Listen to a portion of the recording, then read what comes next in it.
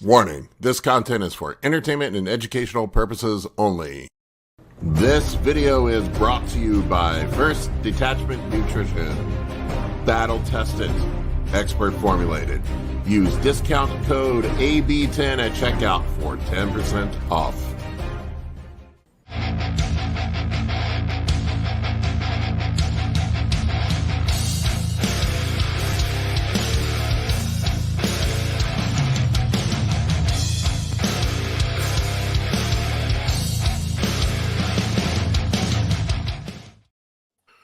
What's up, everybody? We're back. We've retrieved Chase from Baldur's Gate. He was MIA. No one could find him for a week and a half. A little bit, yeah. It was good though. I finished it, so I can get on with my life. I was lost in the Underdark. Lost in the Underdark. Underdark's my favorite. A wild Todd appears. No, but like fucking drow. I always had this thing for drow elves. Like it's a female society where the women have whips that are made out of snake heads, and the different color of the whip is the rank that the woman has, and they're like horribly abusive to the men. And as a kid, I liked that. I didn't know what the fuck's wrong with me. Explains so much. Speaking of insight, explains a lot. Speaking of Scorpios, what's up, DJ? I made it. Well, now you know how nerdy and stupid we all are. Underneath. DJ, who is this noble creature? Okay. I got this old deaf blind thing, and if I don't pick her up, she'll spend the whole time barking at me. So she'll probably be in my lap half the time. Awesome. What's her name? This is Rose. Rose. So it's like a monster. Adorable. Mr. Clean. What's up, man? What's up, Coach Cole? Oh, I got two Mr. Cleans, three Mr. Cleans. I know. Colton is my adopted stepson now. Yep, it's a real deal. I feel like I'm going to get pulled over with that mustache. It's a good job, like 55 and a 35.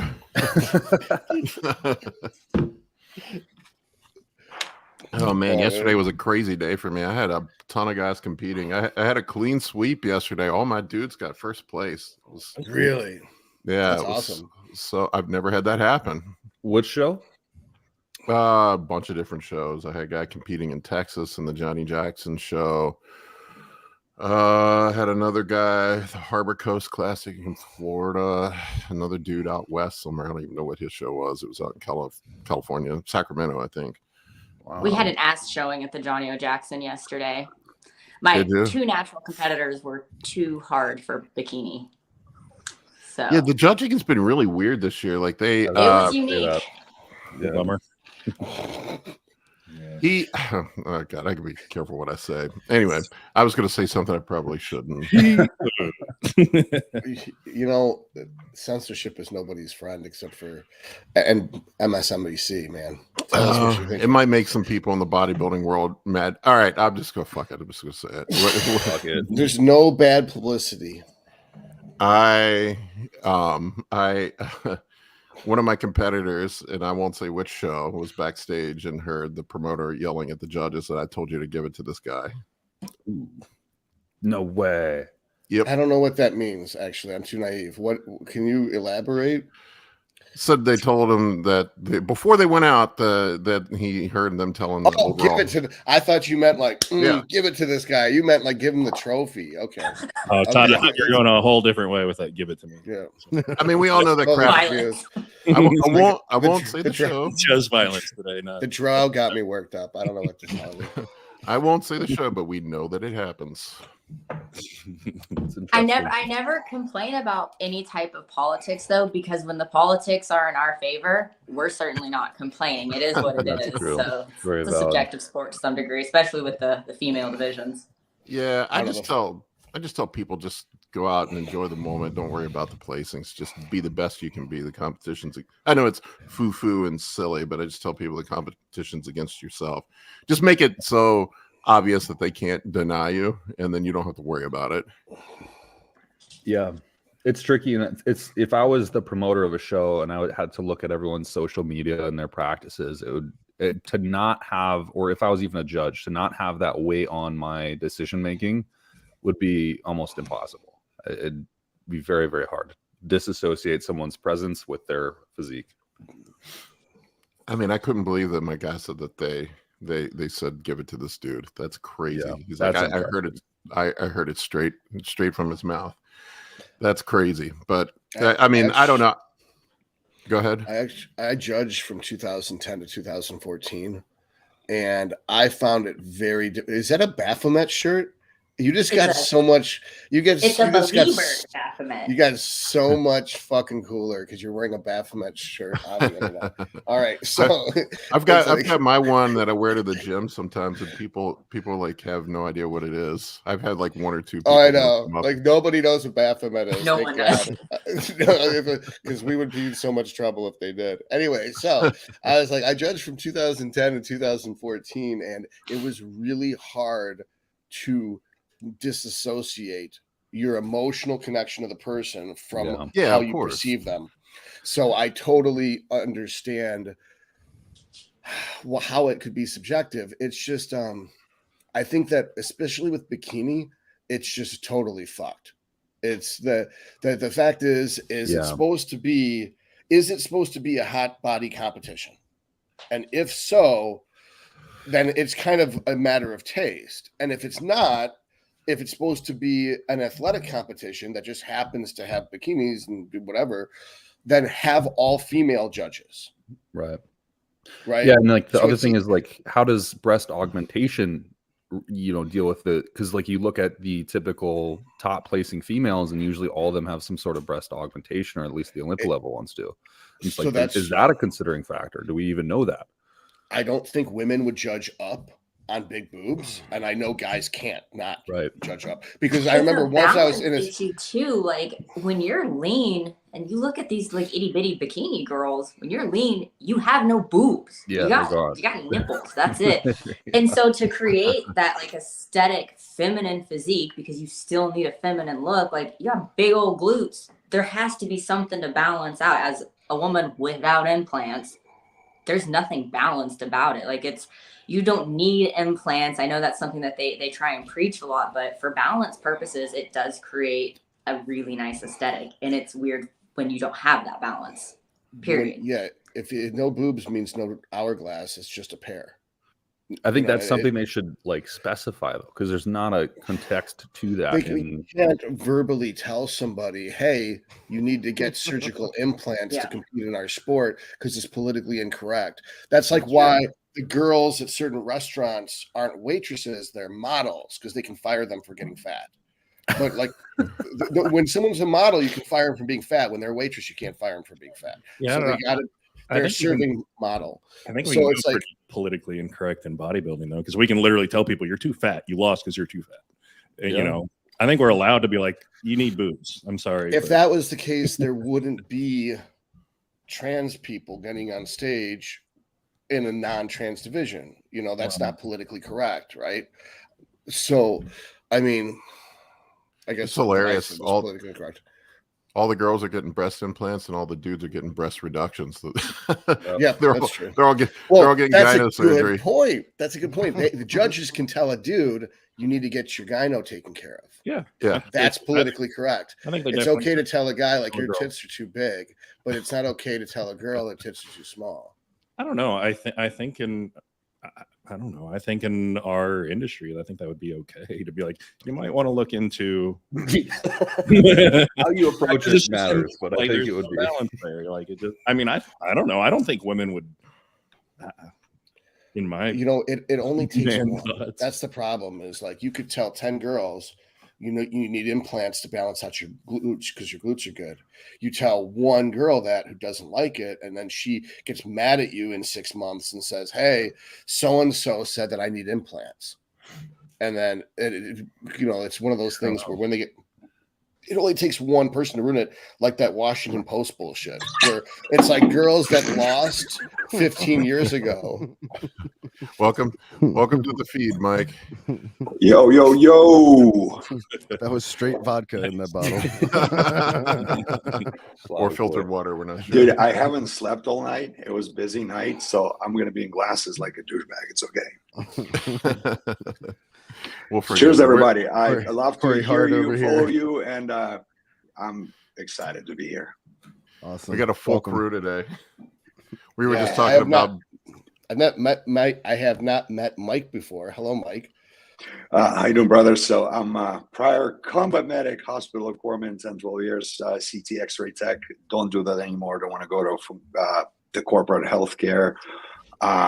Got into functional health out of fear when I got fired from hospital, because I was like, I can't scale my business and just selling diet plans, training plans, and telling people to take testosterone and some Arimidex competition. So I had to survive, and I loved it. And the more the better. Started with blood work, objectivity, analysis, and then got into deep into gut health right now. So like Really? I'm all about GI maps. I love it, man. And I think now the question is, what was first, chicken or an egg? And I think we have to really like the inflammation. Was there deficiencies in bacteriophyllates, like bacteria that's spermicides, and shortage of short chain fatty acid production, and that caused chronic increase in inflammation that resulted in XYZ, HPT axis downregulation, cortisol, blah blah blah, and so on. I think it's freaking gut. It's crazy. It's like we're symbiotic. Little venoms running around where the bacteria literally adjusts and rules and responds. And I think that came from over hundreds of JMFs. Well, Mike, Do you you missed our have- intense. You missed our intense discussion about boobs or no boobs in bodybuilding. So Yeah. Well, I like That's this where we were at. conversation more. Like, so do you have your opinions in video form on YouTube, or how does someone learn your take on GI health? Because I'm not a GI health expert at the 2023 level. Doc, I love boobs. So I guess I'll clue you in. So what we were talking about is whether or not it's appropriate to tell bikini competitors to get implants, because it's clearly important to balance out the butt with boobs. Jazzy IFBB Pro used to be a good friend of mine. At on good terms, anyway, and she never had it, and she was able to make it to Olympia stage. Mhm. And actually, because of her, I was able to coach an Olympian, which was Devin Cambry at BB Pro. And I had that discussion with her, and she said, it's really about how woman presents herself and how she feels and what type of aura and confidence she brings. Some women, I believe, she's just like, I just want to have them. It's kind of like me. If I'm not going to have 18-inch biceps, I'm going to feel miserable. So, and I honestly, I think it has to flow with your internal subconscious image of yourself, and then balancing out. I think she needs to pose better. Don't you think? Wait, are you specifically about one woman, or all women need to pose in better? general. And in general, they just need to learn how to pose better. And transition. I mean, I'm not going to weigh in on that one. It's like, Well, I think that you can create a beautiful streamlined taper by bringing out your lats and widening your upper portion. But at the end of the day, for that really feminine aesthetic, I mean, bodybuilding is unnatural to begin with. You could try and get as close to dying as possible without dying. You get as lean as possible and hold as much muscle tissue as possible. It's not natural. So it shouldn't be natural to have large breasts while lean in general. They go away. I have pecs. I could go shirtless on Instagram and it wouldn't get reported. I don't have implants, but the thing is it does create a nice aesthetic. You don't have to have them. You can get to the Olympia stage without them. But I will say it, for the majority, and there will always be exceptions, of course, but for the majority, it is having boobs balances out a butt. It's very Look at feminine. Doc. I already start liking you more and more, Doc. So do you know why? Because if girl has big pec, like boobs, fine, made up boobs, and she doesn't train the upper pec and upper delt, and then when she presents, and I think I understand what you're saying, you know, so it can be two-way street where it could be big boobs and no developed upper chest that flows and goes into, or in no, you know, increased front delt, versus no boobs at all. Or maybe when girl doesn't have implants and she trains upper chest and delts in like she's dominant here, then it's going to look weird. So I think it's about, and then what about her alpha adrenergic receptors and how much fat she holds and blah, blah, blah, blah, blah. And, you know, some girls, 12, 14% body fat, flat. Some girls, they will still have it naturally. I just think they should put some sort of statement. I mean, as ambiguous as it would be, just something though to be like, hey, this is what we're looking for specifically. That's actually very professional. Well, here's you just do the hourglass. Be like, you have your hip diameter, or hip circumference should match your bust circumference, and your waist should be 66% of that. So the classic 36, 24, 36, or, I mean, I guess with these girls, ideally it would look more like 38, 22, 38 or something like that, because we want an inhumanly perfect look. But yeah, having that 2:1 to 2 ratio, or approximating a 2:1 to 2 ratio, would be amazing. The Fibonacci sequence, I think, is 1.66 to 1 to 1.66 if we want to go with that. And then if you put a twist, like DJ is saying, if you pose with a twist, you can make it look like a 2:1 to 2 ratio. Doc, you're like hyper masculine. Logic reason came in, bam. Talk about feminine. You just diluted that femininity. Was like that was badass. What about wellness?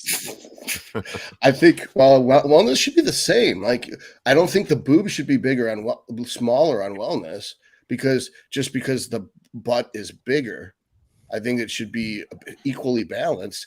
It's just that to me, wellness is better, except that a lot of girls overdevelop their thighs. So then it throws off their whole hourglass and they look more pear-shaped. I got the reason for it, because we have hella tight hamstrings and hella tight hip flexors, and probably glute medius is all like locked up and stuff. So then we go into the crazy hypercompensative mode. Coaches are completely unaware of corrective exercise programming, addressing, doing like the silly NASM little overhand squat, and, you know, just assessing the, you know, overreactive, underreactive muscles, and then programming shit in the way where, you know, it takes in account activation with, you know, of course, the bone structure and stuff.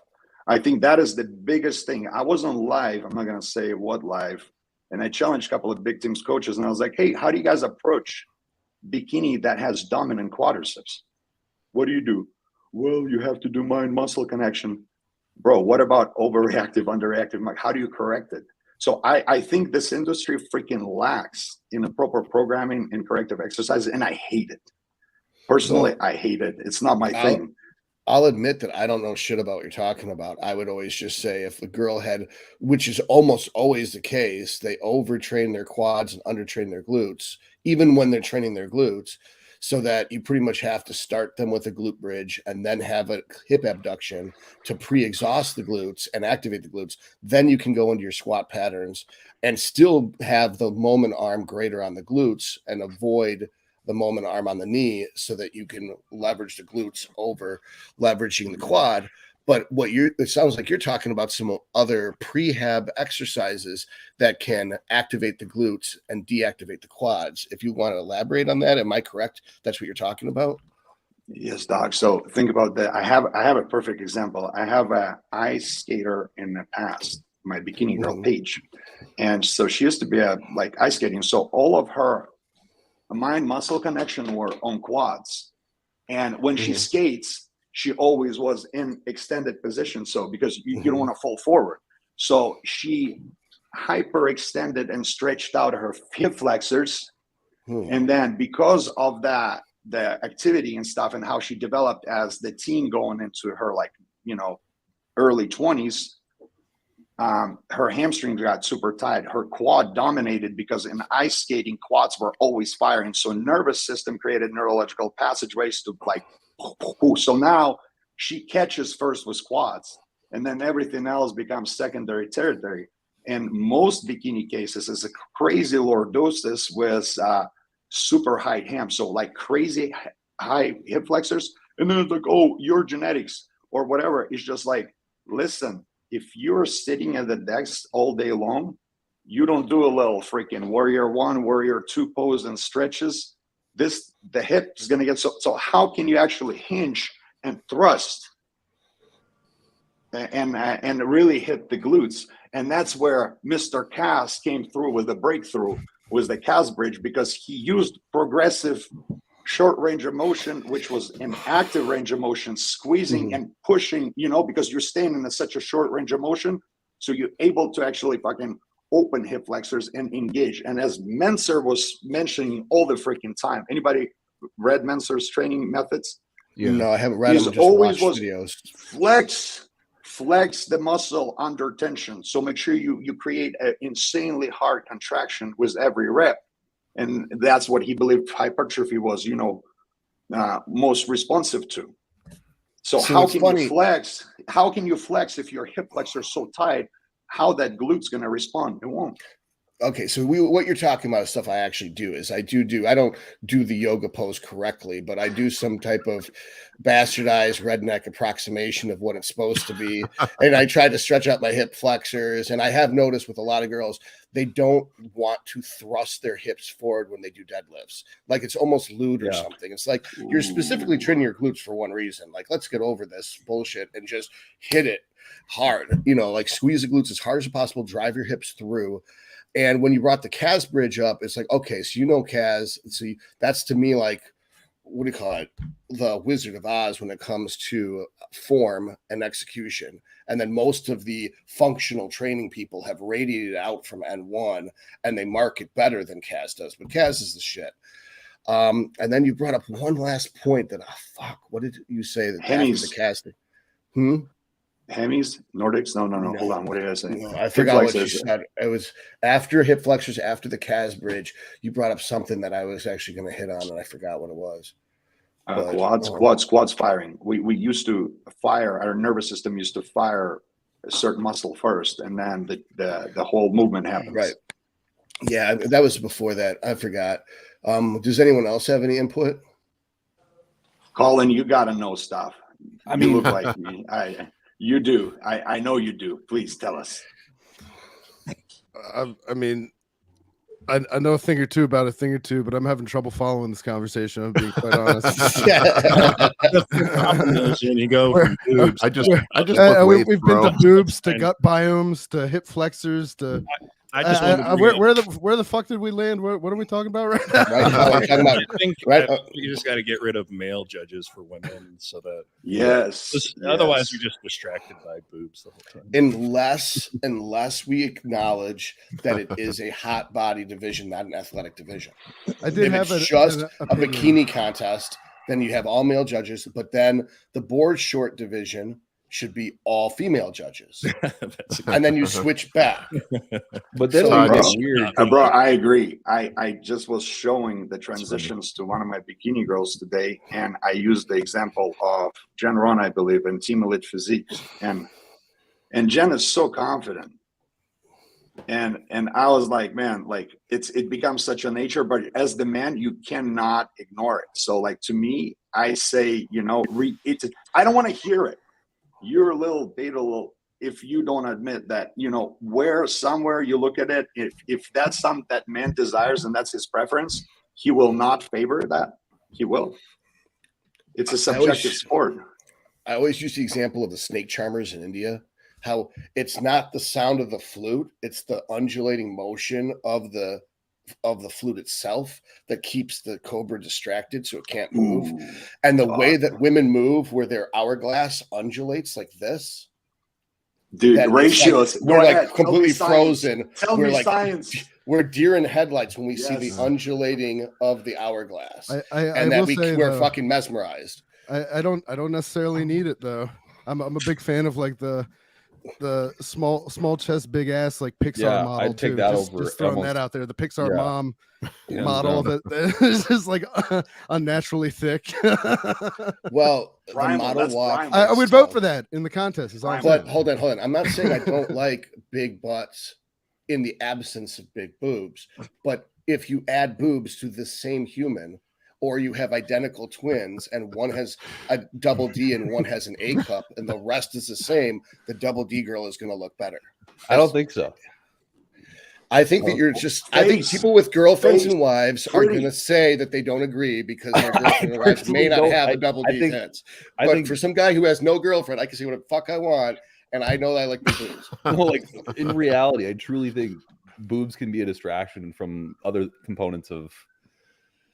Is probably not an appropriate. It's concept. distracting because Follow you your like it. thoughts to your Prove my conclusion, point. Colton. We're already into Let's throw demonetization some territory. science. Go ahead, Paul. Yeah, let's throw We're- some science. You talked about ratios.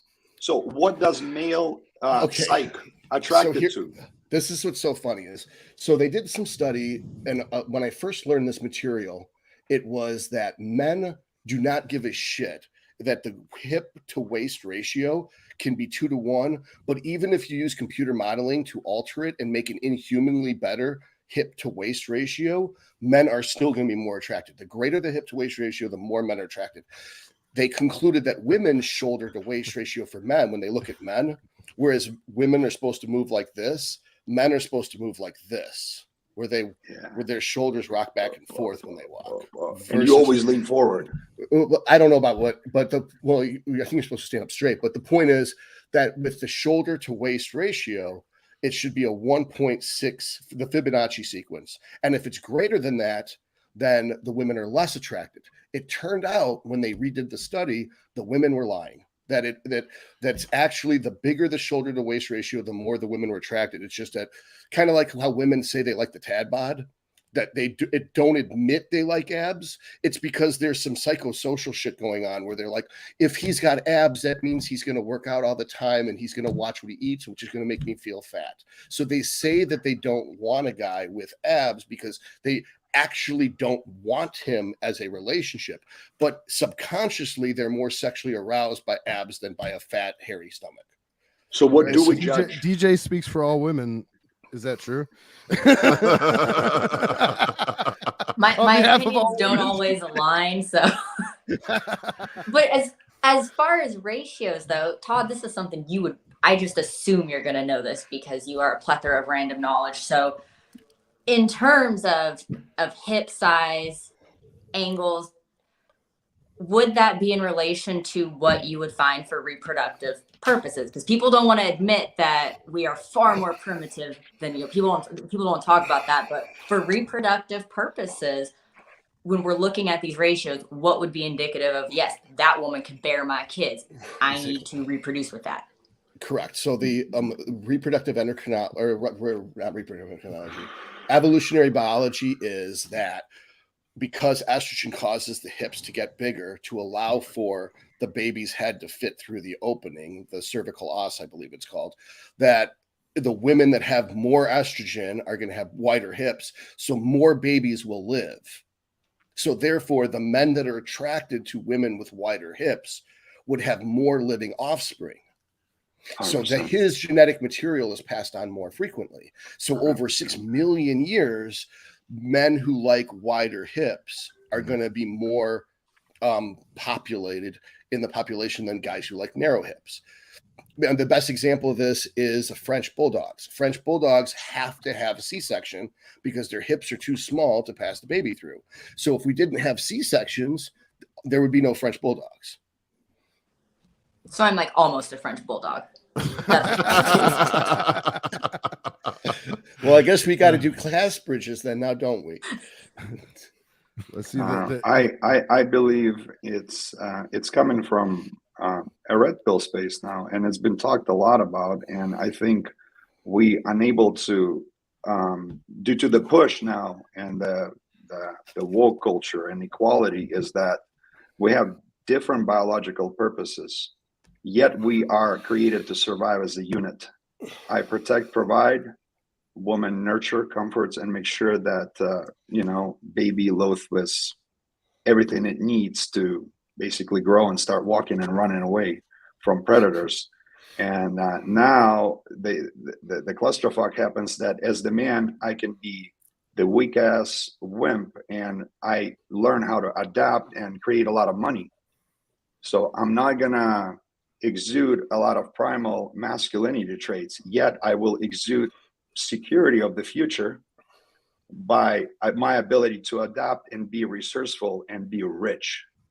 And that's where the issue comes with bodybuilders, where women like yourself, probably maybe once or twice in your lifetime, you were gifted an iPhone 14 box. Let's say I'm making an analogy of a man.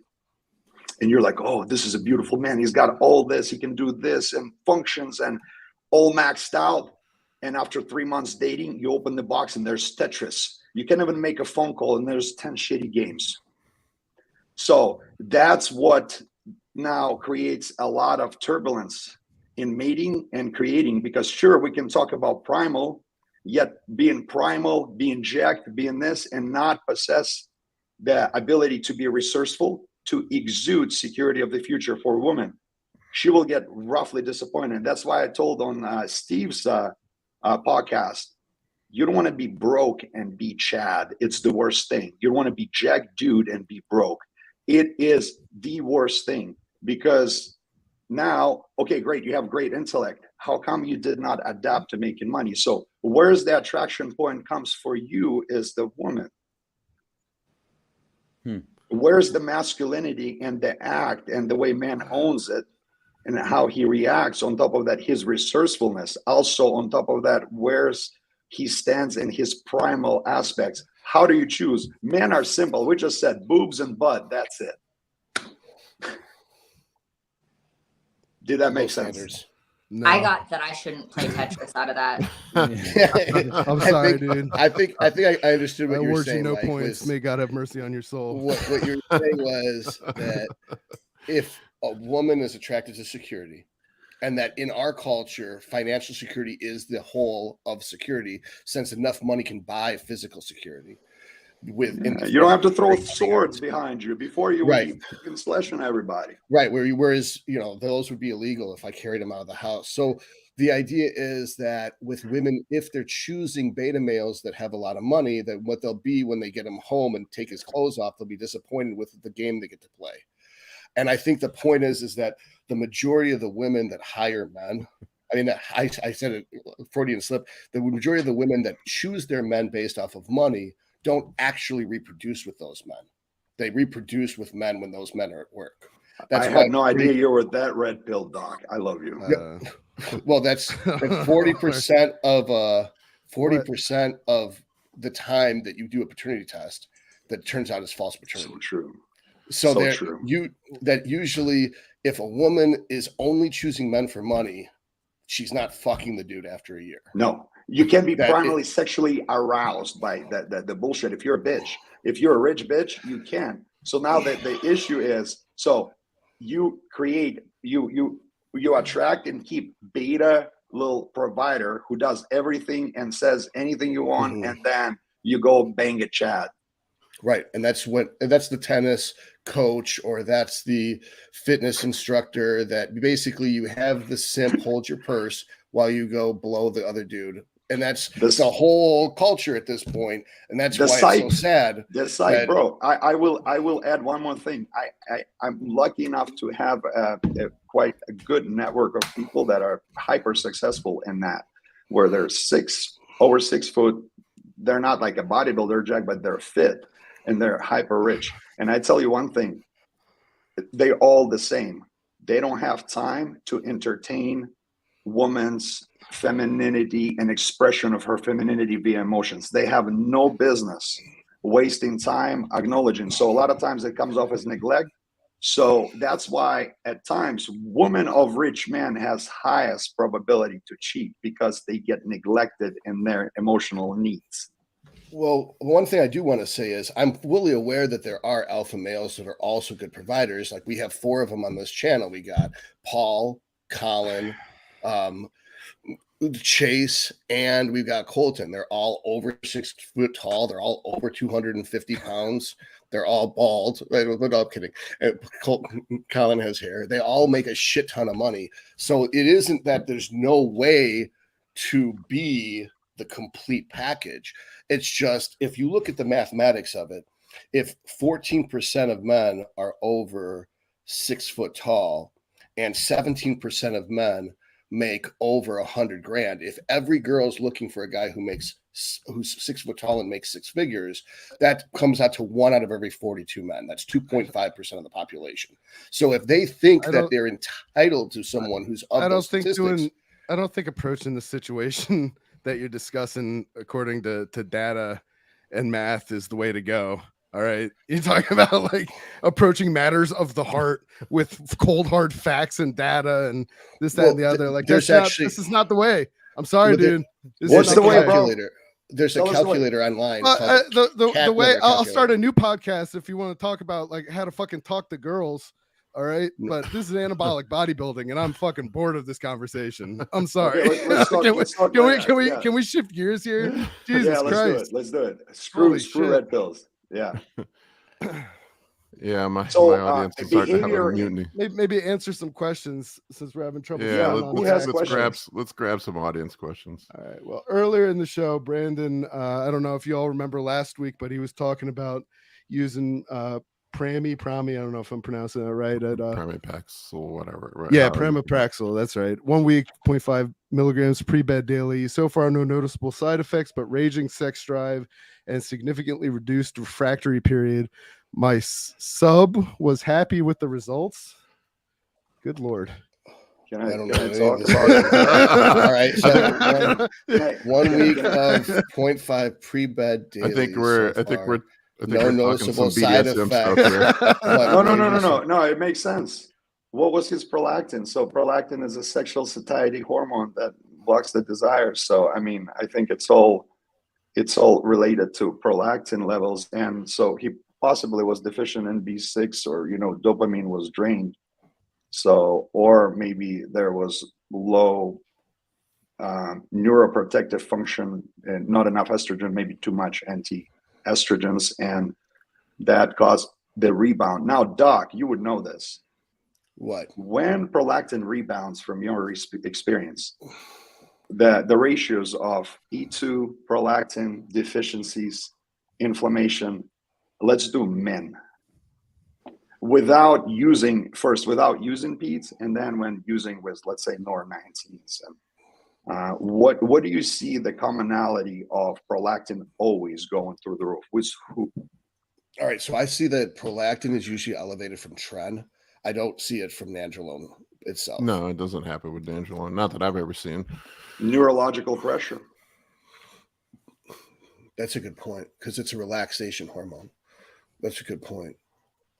I was never sure what the connection was, because tren binds to the progesterone receptor at 70% of the equivalence of progesterone. But I never really understood the direct mechanism. Now progesterone receptor. Now the question is, and I remember, rest in peace, Leo, and that's how Leo actually reposted me on his thing, because we're talking about in using both receptors and activating for better outcome. Now, where does progesterone receptor comes in play in female physiology? It upregulates the estrogen receptor. It kind of has a counter effect to estrogen. Progesterone itself's purpose is to prepare the uterus for implantation after ovulation. Now I wrote before my story, nobody corrected me. Progesterone to woman is like testosterone to a man. Can anybody object me? In what way? In growth and adding muscle tissue. I mean, it adds tissue to the glutes and the thighs, but I mean, and it is stimulatory to muscle growth too. But so does estrogen. But I don't think it's equivalent to testosterone. And it's important for balance within the physique. too. And I do like a lot of things about particularly coaches that are shoving down different types of SERMs and AIs in their females when estrogen's not an issue, but they just have lots of down regulations from progesterone. And then they get that imbalance, they're holding water, their physiques look a little bit different. And if you can, you know, bring in supplemental progesterone, for the most part, you don't need to implement things that are going to crash much needed and therapeutic hormones in their bodies, because you still need healthy amounts of estrogen, male or female. Now talk about DHT and 5-alpha enzyme reductase and conversion. So that the biggest commonality I saw in TRT replacements, or people just prescribing TRT clinics prescribing progesterone. And when a woman still has decent amount of testosterone, let's say 25 total, maybe she's like at 3, 4, 5 or 3, and they give her 100 milligrams of progesterone, and her sensitivity and desire just drops, because progesterone and DHT, they compete for the same receptor.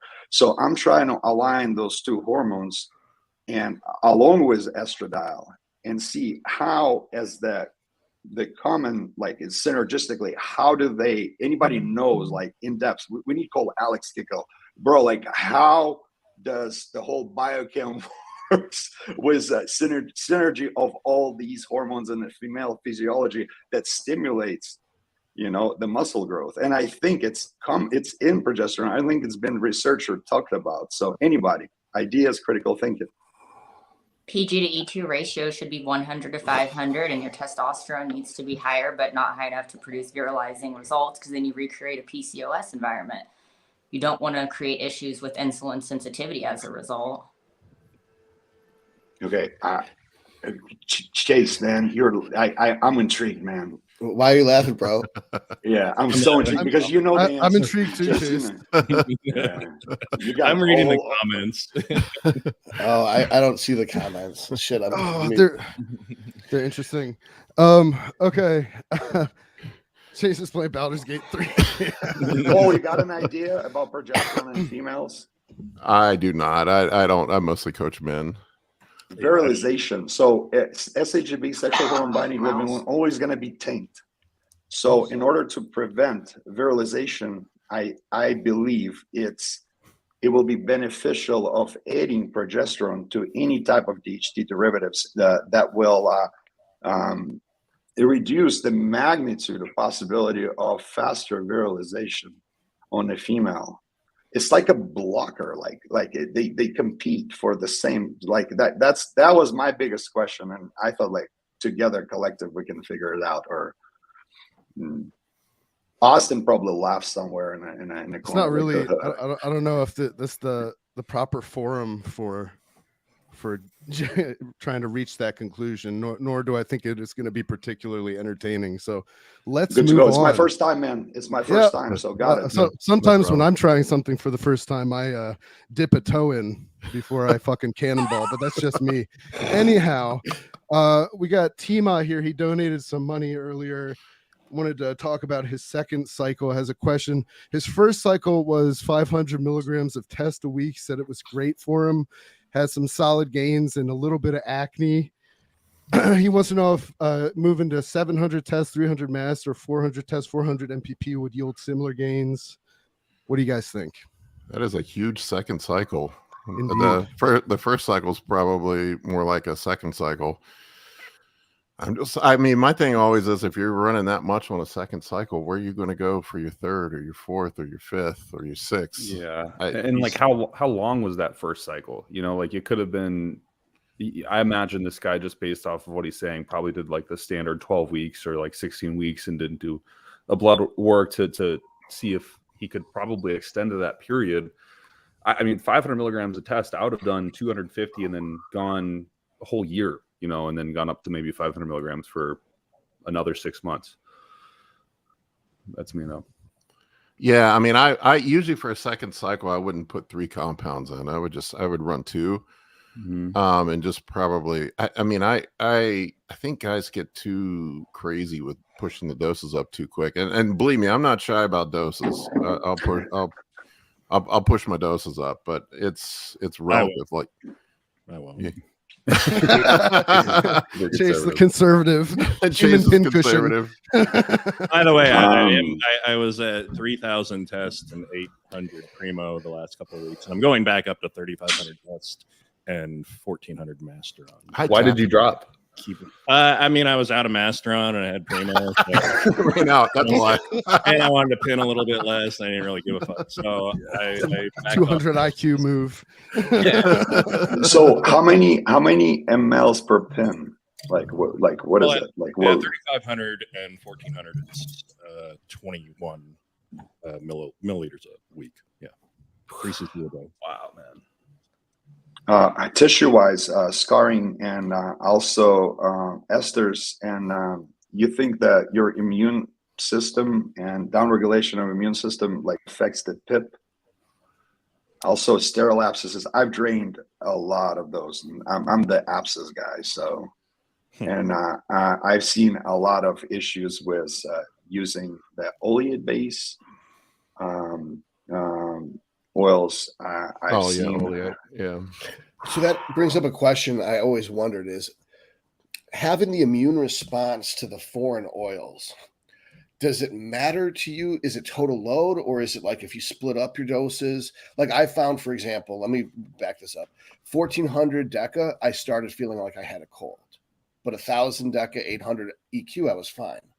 1,400 Primo and 1,400 Tren, I felt like I had a cold. Dog, go back to med school. Go back to med school. Eosinophilia, allergic response. Oh, that makes sense. Yeah, that's it. That's all it is. But I mean, Mast the question cells. but my question is just, do you think it matters having different compounds? I think that 1,000 seems to be more well tolerated than 1,500 of one thing, because the immune response, as you say, the eosinophilia, is excited by that one antigen more so than if you split it up. Yes. It's three different antigens. Estrogen, the peak conversion to estradiol, because I freaked out once. I had someone who converted cypionate on CRT and got up to 120 estradiol, and then I literally had to calm my boy and be like, "Bro, it's okay." He's like, "Man, my business is not going to work out." I'm like, "Dude, what's going on?" We tested it, and I was shocked. And then I looked into that, and I think it's important for everyone who is objective and doing blood work. Hematology speaks volumes. Distribution of white blood cells is the key, because each type of white blood cell performs a task. So speaking with my doc friend, Dr. Cortez, I noticed that platelets and monocytes elevation, high normal levels, will be indicative of IL-4 and IL-10 increase, inflammatory cytokines. And that's where the whole process starts. But what do we really care about? IL-6. Right. That's what grows muscles, IL-6. Yes. And TNF alpha. Grand Britannia here asking, what do you guys think about Nandrolone only cycles for guys worried about hair loss and who do not intend on competing? If you don't like to have a hard on, then yeah, sure. Well, I actually ran a Nandrolone cycle for years. I didn't have a problem with that. You have very little sex drive, but your dick works when you need it to, is what I found. But I think the Nandrolone cycles are great. I did a Nandrolone only cycle for about 3 years, and I had great results. I actually have a video about it. Paul, you did one. What is your experience? I did Nandrolone only cycles for years. That was back in the day. I don't anymore, but I never had an erectile dysfunction issue, but I had like zero fucking sex drive. Exactly. So there's no leverage. That you're in complete control of your. But I mean, that's what the old school guys did. Like back in the 70s and 80s, they all ran that. I think what they used was D-ball as a substitute for testosterone. That was essentially what they did instead of testosterone. I did Deca only for probably, I think, 3 months. We talked about it in the last podcast with just you and me, Paul. And I think I had results. I still had a sex drive and I could still fuck, but it like blood pressure was high, water retention was high. I mean, it wasn't fun. It wasn't a good time. I like a test base better. Yeah. That's just what I'm going to run from. Honestly, it seems what I found, it seems like everybody independently comes to the same conclusion that a testosterone with a DHT derivative, whether it's Masteron or Primo as your secondary compound, seems to be what most people end up settling on. And I would IGF-1 levels. who test That's- IGF-1 levels. Because of the lack of estrogen, you'll have shit. IGF-1, IGF-1, and I have blood work to prove that too, that I would have like an estrogen of 6. So even if I was using several units of GH, I only had like a 100 or 200 IGF-1. Well, So Doc, that- yes. But so Thank in the you. case of what he's talking about, if you're not planning on competing, it's the question I always say, and this is the bifurcation, the algorithm I say is, are you going to use GH? If the answer is yes, you use testosterone. If you're not going to use GH and you don't want DHT and you don't want estrogen, then you can use Nandrolone. But if you add even a little bit of test to that Nandrolone, it might cause a gyno flare up pretty bad. So it's pretty much 100%. Nandrolone has to be used almost in absence of test. Some people can get away with it. Most of the people I know who could get away with it already had the surgery to remove the glands. That's why they're not having the gyno flare up. I know we've covered this before in the past, but I know you're a wealth of information on the subject, Todd, obviously.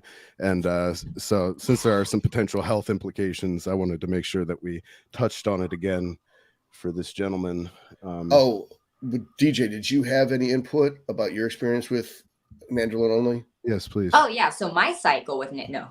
No, I meant with the, because you work with men. You don't just No, work with women. I prefer a test base personally. I have never worked with anyone that I would even remotely consider a candidate. That's not something that I would necessarily. I get asked about it a lot because there was some guy on TikTok that documented his whole thing, and he's really popular. So I had like 90% of my male clients saying like, "Hey, I'm going to draw off all my tests, and this is what I want to do." And then I said, "No, you're not." So.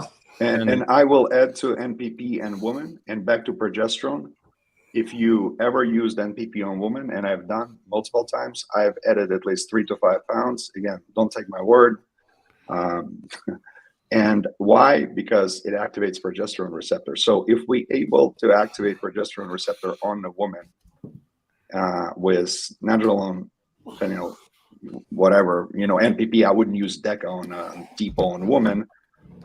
That tells me conclusively that if we use literature, progesterone itself, is it really a progesterone, or it's the progesterone receptor activation, which really what else activates progesterone receptor? All right, so what I'm looking at right now is that basically the androgen receptor affinity is 154% of what testosterone is. The progesterone receptor affinity is 20%. So yeah, it does bind to the progesterone receptor, but in not female nearly physiology, as much as it does the androgen receptor. But in female physiology, is that more? That's a good point. This is probably done on men or rats, so I wouldn't know if it works on women the same. Good point. It should be, bro, because pregnancy. Anybody tested pregnant woman progesterone? That's why they lose babies. Unfortunately, it sucks. Is there You don't have need- enough progesterone? Yes, bro. Like the biggest miscarriage that I've dealt with in my functional health Usually practice was women. progesterone. They always have progesterone issues. So to me, like if body is shoots up and needs progesterone to grow a fetus, a baby, that's a lot of tissue. So there's got to be correlation between woman and progesterone and growth. I always thought the progesterone was just used for the uterus itself, possibly the placenta. I'm not sure about the embryogenesis of placentas and whatnot. Yeah, I'm going to Or go if back and look it back. And I don't know. I don't remember if the placenta comes from the baby or if it comes Oh, from keep the us mommy. updated. I've got EPF 55 here. Curious to get your individual experiences with oral Winstrol strength, joint health, aesthetic changes, etc. Would be adding this to 350 tests, 200 Primo weekly, and 2 IUs of GH daily. Thoughts? I hate Winstrol. I don't. Yeah. Painful. The last time I used Winstrol, I tore my bicep. So Yeah, I mean, if you want to add it Winstrol, just take that milligrams and add it to your Primo, or just use Masteron. Like, Or there's no Anavar. reason to run an oral unless it is pre-show. Yeah, once you good pull point. your- Great cosmetics, guys. Yeah, Cosmetics. he's Listen looking to for Doc. the experience, the aesthetic change. So if you, I mean, What does that mean? visual, architectural Visual changes from to the water loss? exactly. I mean, So like my yeah, point is maybe so- just lose more fat. You know what Yeah, makes well, me? Yeah, that's it exactly the doesn't point I burn- was going to get Winstrol to. doesn't burn fat, and Winstrol is less water retentive than other anabolics, but that doesn't mean that it's going to make you shed water. That's I mean, the part it's- that always cracks me up with guys. They think adding Winstrol into their cycle is going to make them lose fat. They just need to do a diet. Yeah. Yeah, That I mean, all they just- Winstrol is an oral DHT derivative, just like Primo, just like Masteron. I will object, Paul, and I will object. The Okay. Winstrol. Well, why do you like it? Different. I how don't is like it different? it. How is it different from Primo in this case? For fat loss, because it will block the E2 receptor that possibly can be blocking possibly can be activating alpha adrenergic receptor. So that's why people, I don't know the affinity and the magnitude, but the only way for Winstrol to maybe cause these type of effects and be called a fat burning drug and be good at, because people notice hard lost fat from areas that they never could lose. Does it mean it? Yeah. But like, why would you waste your money on Winstrol when you could just buy Yohimbine at 1 penny on the dollar? That'll do the same thing. I'm freaked out on Yohimbine. Well, then there's Roflumine, which is supposed to be a more mild version. I didn't know that, man. Thanks. Yeah, that's alpha. It's called alpha Yohimbine, but it's not really Yohimbine. It's Roflumine. Derek has a good video about it, comparing Roflumine to Yohimbine beta Yohimbine. And that it's just a more mild version that's supposed to be more efficient. I had them crisscrossed for over a decade, where I thought that you get more side effects with the Roflumine and less with the beta Yohimbine, but he basically alpha. I guess my point is if you're 15 or 20% diet or body fat and your diet sucks, it doesn't matter. Well, It's we don't just know really- what. Yeah, It's just really that simple. If you can't see your abs, water ain't gonna make a fucking difference. Yeah. Right. And I mean, it's astonishing the amount of people who actually have. before you modify your water intake. Yeah, it's astonishing that the people who actually have extremely high body fat who like to consider cycles, and I think majority of the audience likely isn't lean enough to even be in an off season, let alone talk about using Winstrol. I would never even think that. I just assume everybody who watches this is a pro bodybuilder or a top national level You'd be bodybuilder. It would never occur to me that there are people who are 100 or 50 pounds overweight and are like, I'm going to go on steroids. That's going to make me thin. You know. Oh my God. Never encountered that before, huh? This is a rant. I have, but I don't really like. So what would be really the compute. perfect, I guess, the cycle for someone who is 25% body fat and decides to go on, just what would you suggest? Like, hey, listen, I'm going to do it. Calorie deficit. Calorie deficit, cardio. No, he's I'm gonna inject. I'm gonna do it. I mean, I don't usually get forced into Carnitine. I would situations tell where them someone's to take carnitine. uncooperative.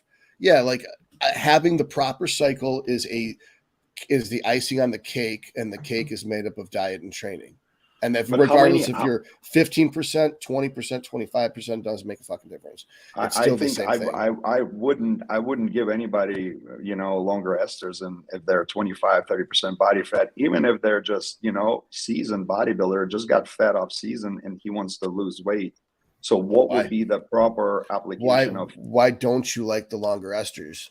Because you think it gets stored?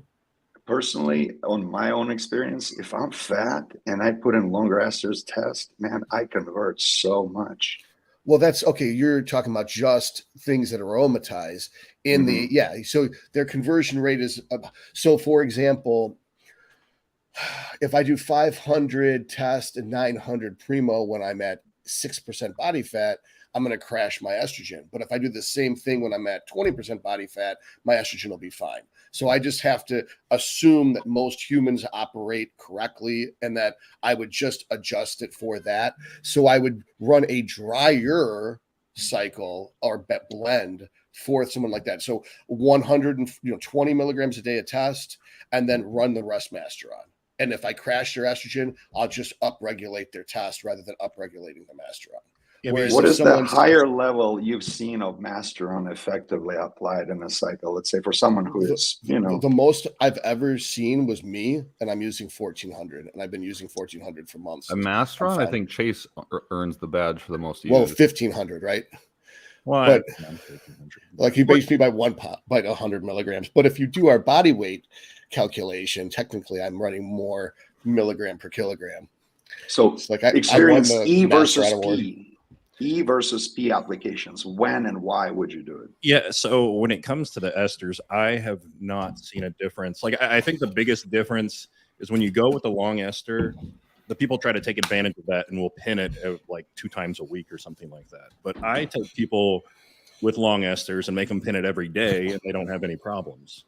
Right. Pharmacokinetics are Every day, long esters are almost always better than short esters unless you don't know how you're going to react to the drug. But When yeah, you're yeah, still that's learning the drug, that's when you use short esters. But once you, and with the exception of like EQ, I mean, that's such a fucking long ester that you're going to miss the boat. You're showing up. anybody a day hates late. EQ? I don't I'm not a hate it. I fan. just think it's not applicable to any situation. There's always a better. It's like John explained 2 episodes ago. It's like it's not so much that EQ is horrible. It's just that there's always a better option. No, you use EQ when you run out of whatever else you were using, right, Chase? Good point, bro. Yes. What was the question that popped up that was up when we didn't even answer it and then it went away? It wasn't a question. It was just Brandon sort of chipping into what we were talking about. He said there's a guy at his gym running over 1.5 grams of various compounds while being 150 pounds overweight, and he won't listen to reason. And I don't know. I know a lot of people like that. So that scares me because of a blood pressure issue. That weight is hard on the blood pressure, weight is hard on the kidneys. Gear doesn't help. So like in someone like me, I had 119 and a 65 blood pressure today because I'm really health conscious since I was 8 years old. Like that's why I can get away with using steroids. Not that steroids are good for you, but that it's like Justin Harris says, it's not the deck chair that sank the Titanic. It's like if I'm like really health conscious and I'm using anabolics and I monitor everything, I won't see any changes. But if you take someone who's 150 pounds overweight, they didn't accidentally get 150 pounds overweight. They did pretty much everything they could do wrong most of their life. And now they're throwing some gasoline on the fire by using 1.5 grams of gear. Yeah. So I agree. And the reason why, because people don't understand that the pharmacological application of each PED will affect blood pressure differently. And then which will cause ventricular hypertrophy, which will cause kidney issues. And the kidneys going back into EQ, it's estrone that destroys kidneys. Because when woman turns and goes in menopause, her kidney function decreases due to her switching from estradiol E2 to estrone. With that, all the fat distribution goes different places. Also, her FSH shuts up. So what I'm saying is that we have to be mindful how applicable pharmacology will affect the blood pressure and the biology. Anybody? I want to answer Susgrave's question. Yeah, I think because it's basically a political correct let's thing. read it out for the people who might be just listening. I think there's a lot of gatekeeping. You're too fat, don't pin. I feel as long as you exercise, implement a healthy diet, and check your bloods, you can run a low dose of Tester I have Primo. so much to It say literally there. changed my life. It's like, all right, dude, for you, kudos. I'm glad that a low dose of Test Primo changed your life. I do think that that's good if you're monitored. So if you're an unhealthy person, you should be seeing a doctor anyway. And if you're not a doctor, you probably should be prescribing anabolic steroids even to yourself, so that if you are someone who's taking steroids, you should have a doctor monitor you, and ideally a doctor who knows what they're doing, or someone like Planet Mike or someone like DJ who is professional at blood work and reading blood work. Either one of the three of us would be able to do that. Now, for somebody who's healthy, you got more of a wiggle room. You can fuck around. But if someone's on death's door anyway, if someone coughs on you with COVID and you're dead, then you don't want to be shooting 1.5 grams of gear. Now, that being said, what you're saying is that it's kind of like a political correct thing. Like, it's my body, my choice. It's like, I'm so fucking sick of hearing that. If there is my body, my choice, steroids would be fucking legal. So it's not about your body, your choice, because we have healthcare insurance premiums go up when people are unhealthy. And so everybody has to pay. And so I think the point of you shouldn't pin a shit ton of gear and not lift and not diet is different from what you're saying, which is, if you're overweight and you diet and you lift, you should be able to use hormone replacement therapy. That is completely correct. It reminds me of something that Alex the Terrible went through a couple days ago, where he did 5 rules for being a man. And one of them was, "You fuck pussy." So some gay person messaged him and said, "You hate gay people. I hate you." And he says, "I didn't say I hate gay people. I said I like effing pee." I'm sorry, I got demonetized. Yeah, Here we go. It's like This episode's already done. Just because I like effing pee and I think real men FP doesn't mean I hate gay people. Same thing is here. If we don't think you should be shooting grams of gear and living a hedonistic lifestyle because it's unhealthy for you from a blood pressure and kidney standpoint, that does not mean that somebody who is trying and actually doing things correctly can't use hormone replacement therapy. It's apples and oranges. Sorry, I got worked up. That's okay. I just hate it when people put things. Say hedonistic when you refer to these lifestyles. That's my favorite thing. Yeah, That's what I see it as. I see this like some fried Roman chicken breast and bathhouse. rice lifestyle. I got a better one. I got a better one for that guy. Why you think you might respond to lower dose of gear? Maybe you're due to your diligence. You assess your blood work. You look at the deficiency. You improve your gut health. Now you have higher resource to withstand the depletion and pressure that put on by us by drugs. We know for a fact running high dosages of gear will deplete and put neurological pressure on our nervous system. So that will deplete B6, B12. So people who can handle the threshold of steroids are actually taking steps to fueling that need and actually understanding, hey, if I'm taking gram of EQ, I need to be taking 5,000 milligrams of vitamin C split in little doses to, things like that. Same with tren. Same thing. How do you support trenbolone and high doses of trenbolone and you don't have night sweats or minimal night sweats, or you don't have any symptoms? It's a body's resource. Now we're going back into gut and bacterial phyla and our ability to have XYZ amounts of short chain fatty acids. So that's butyrate, acetate, and propionate.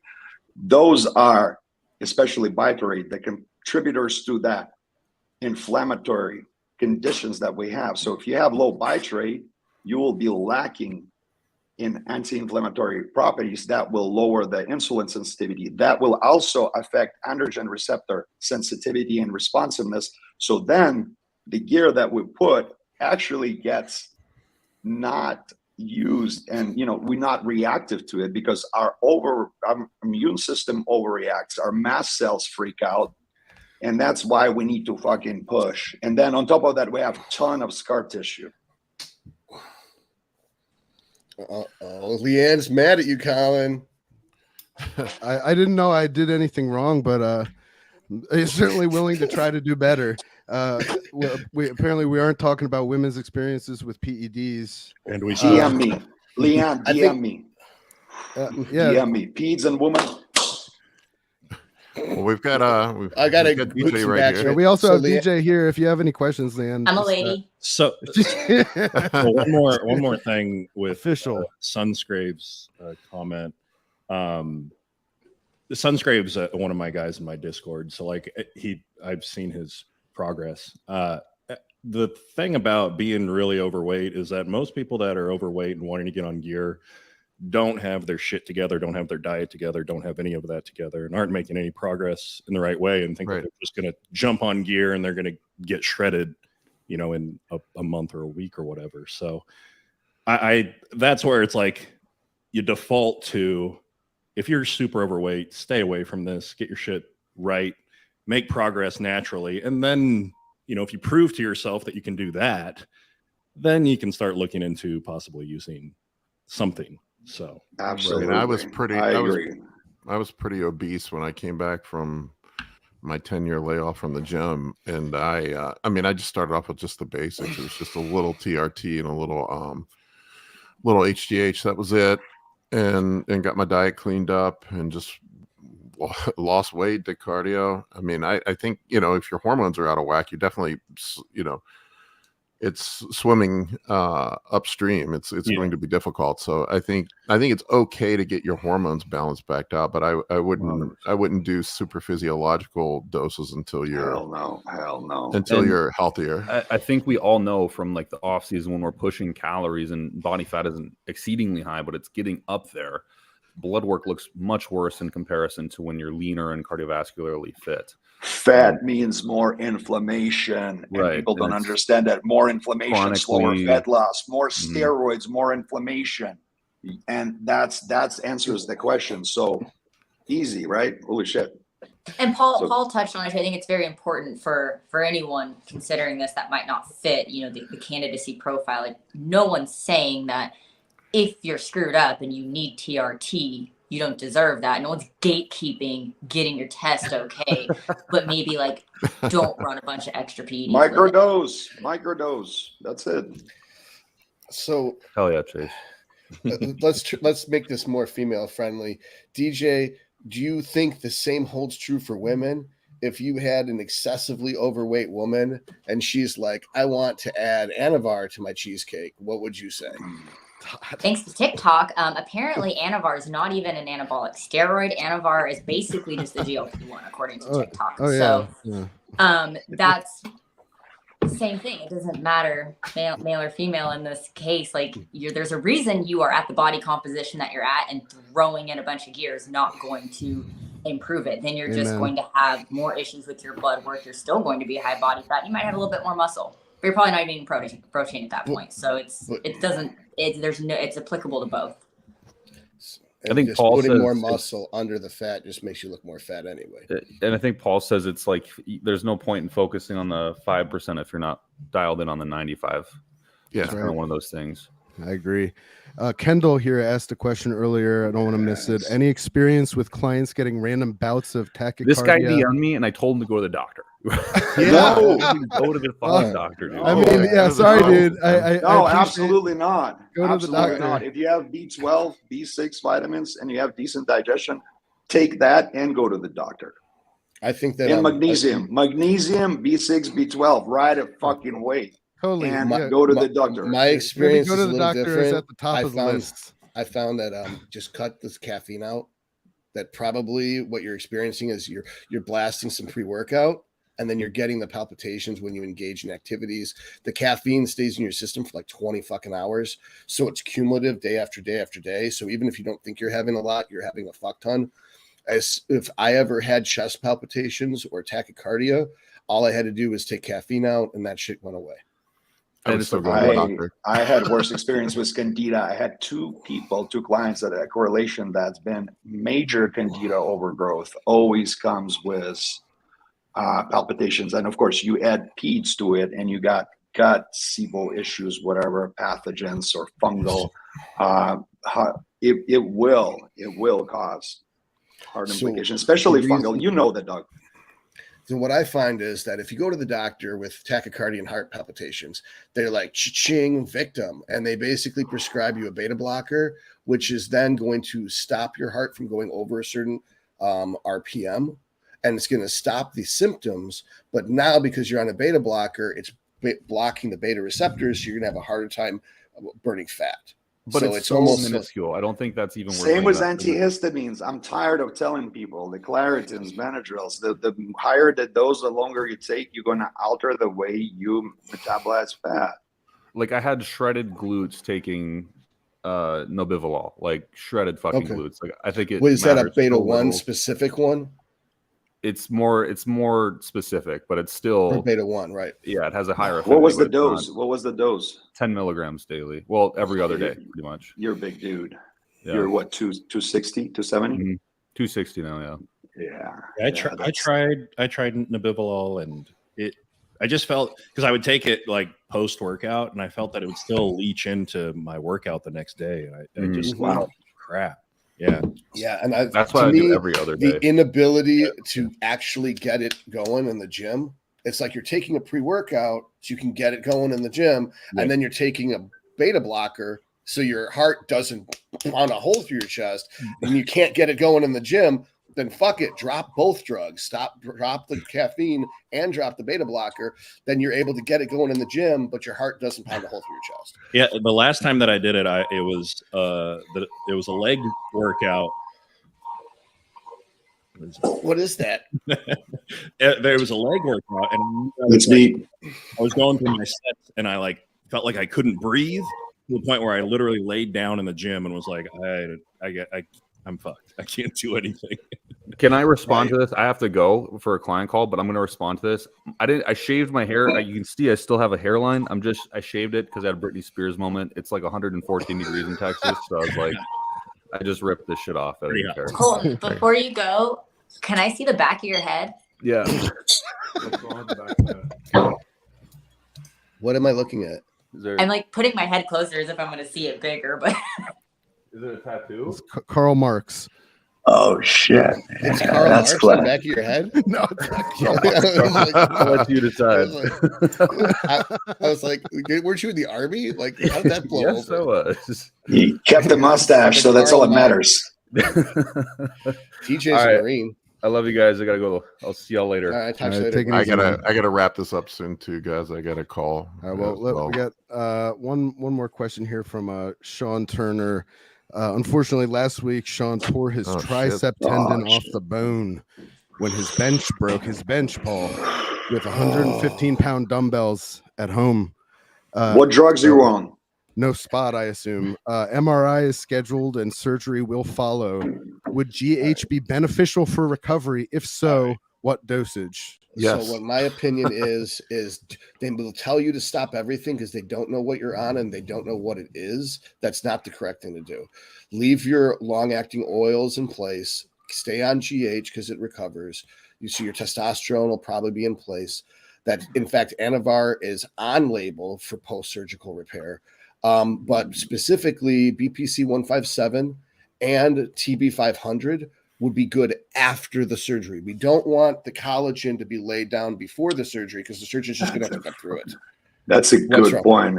Oh man, that's a great point. I never thought about it. Holy shit, collagen. Because when you're cutting and Yeah, I learned so something, after the thanks. surgery, then the BPC and the TB 500. The TB 500 will cut down on inflammation because inflammation is bad. And then also the BPC 157 will cause the wounds to reknit faster. So I haven't told you guys. I went and got an MRI on my knee a couple weeks ago, and they found tears in both meniscus on my. Oh shit! So, shit! Fully torn? I mean, so like it's weird. No, not fully. Because as I understand, the meniscus is sort of like this, right, Todd? Like, and if it's only partially torn, it can repair itself. Well, in there's a time? flap. It can flap. Yeah, Oh, So okay. it can either flap over and catch, and then your knee locks, and they Okay. can sew that shit down, or the piece breaks off completely, and then you got bone. okay. Gotcha. So they're going in. Yeah, so they're going in. They're going to trim out on both sides. I had to have that done Yeah, a couple times. Oh yeah.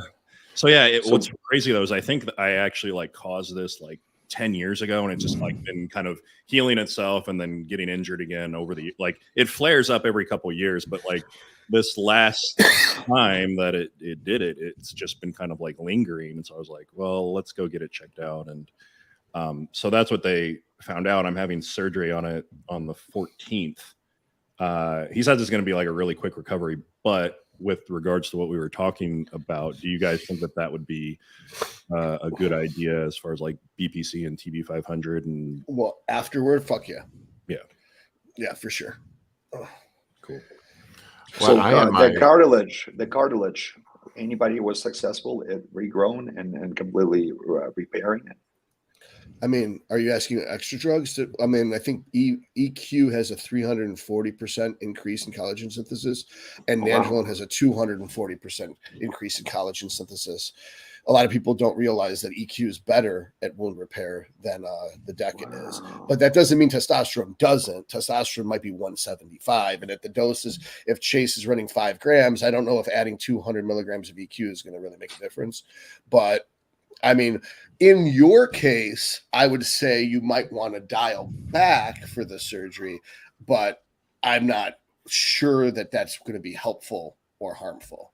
Yeah. That the last thing I'd want is for you to be in a pro-clotting state or having extra thick blood, having a thrombus form, and then throw that thrombus and then go, have are you DVT. Or you what was your 34? No, for you. Yeah. What was your specialty? Oh, me? So I was going into neurosurgery, and then my wife hated the hours, so I switched to family. And then kind of like you, I got fired for writing diets for people because I was able to get them off of all their meds. So it was actually negatively affecting the bottom line. You didn't, and then I didn't go back. ICD codes. So what I did is I switched to bikini competition prep, and I liked it more than medicine. And so I just kept doing that. And then I went into the supplement industry after that. And then after that, I went into online coaching. And then now I'm back doing telemedicine. It's such an interesting story, Todd. It's you have no idea the shit that I can't include. My autobiography. I want to like sit down and like interview you someday. I think once all the ex-girlfriends OD, that I can actually do the autobiography, and then it'll be so fucking crazy. It'll be like the dirt. But I can't release that information while people are still alive because it'll just destroy what relationships they're in.